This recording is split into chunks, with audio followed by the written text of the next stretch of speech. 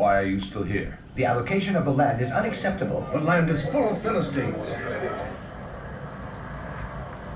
After Moses died, responsibility fell on me. I led you through the war. I brought you here. But to inherit the land given to us by God, we must settle, build, and sow. I can't do all this for you. And now, it's up to you. Don't worry. It's a good land. Very good. Connect to it. And it will connect to you as well.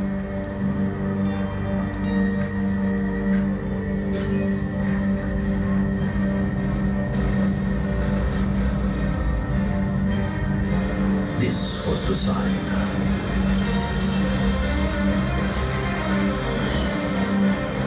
The tribes go out from here to settle throughout the land. In Samaria, the Galilee, the valleys, and the lowlands. Every man will sit under his own vine and under his own fig tree. But 3 times a year, they come back to the Shiloh Tabernacle to celebrate together the 3 festivals.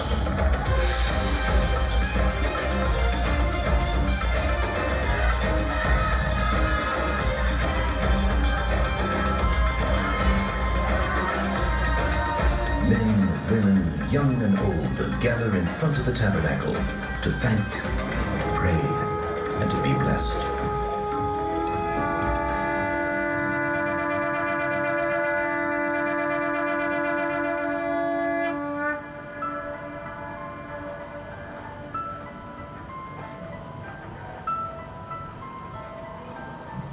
May the Lord bless and guard you. Amen. May the Lord make his face shed light upon you and be gracious unto you. Amen. May the Lord lift up his face unto you and give you peace. Amen.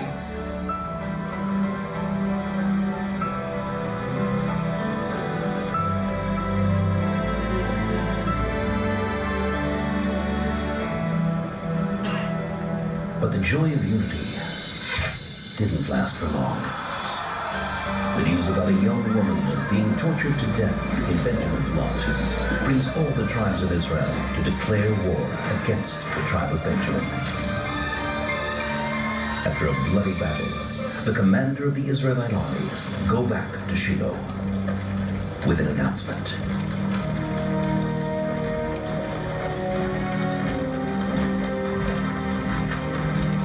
Victory!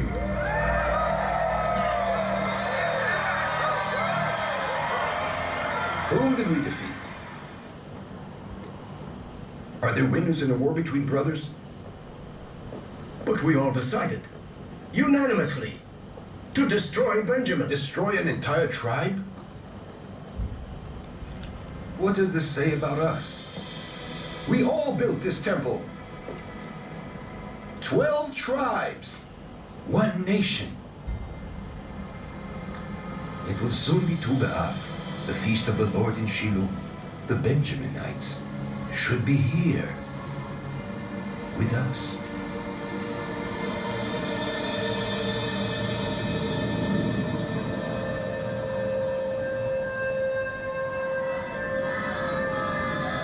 The last survivors of Benjamin were invited to celebrate the feast of the Lord together with all the other tribes in Shiloh's vineyards. The hostility made way for peace and enabled the wound to heal. The 15th of Av, Shiloh's feast, became a symbol for the victory of love and unity.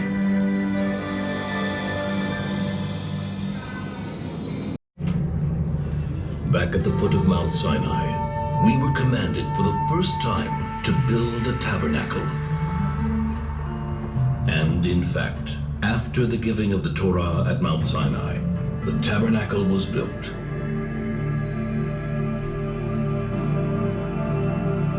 The tabernacle is a portable, temporary temple.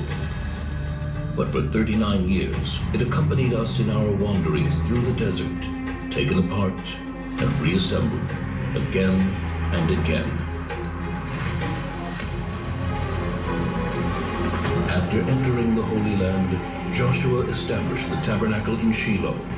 The Shiloh tabernacle is built of a stone foundation and wooden beams, and covered by layers of fabric, a combination symbolizing the transition from a temporary tabernacle to a more permanent one. Shiloh is to be the dwelling place of the Shekhinah, the divine presence, the holiest site for the Jewish people for 369 years. The tabernacle was comprised of two main parts, the courtyard and the tabernacle tent. The tabernacle courtyard was rectangular, 100 cubits in length by 50 cubits in width, about 50 meters by 25 meters. In the heart of the courtyard stood the altar, made of wood overlaid with copper. On it burned the eternal fire, on which sacrifices, meal offerings, and wine offerings were made every single day.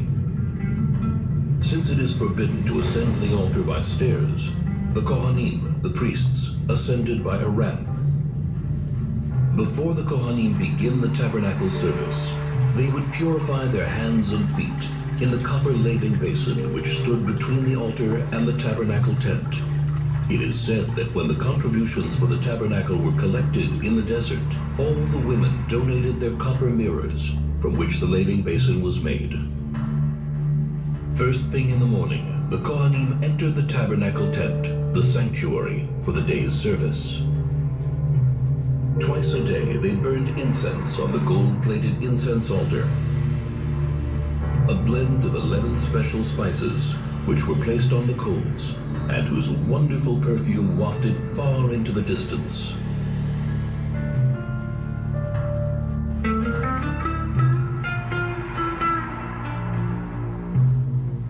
Once a week, 12 special loaves of bread were placed on the golden table, which stood at the north end of the sanctuary. The secret method of preparing the showbread was passed down from father to son. Every evening, the candles of the seven-branched menorah, which stood in the south across from the table, were kindled. The menorah was made of a single piece of solid gold and ornamented with flower-like cups, buds, and blossoms. At the tip of every branch was a receptacle into which pure olive oil was poured. Ever since, the menorah has been one of the symbols of the Jewish nation.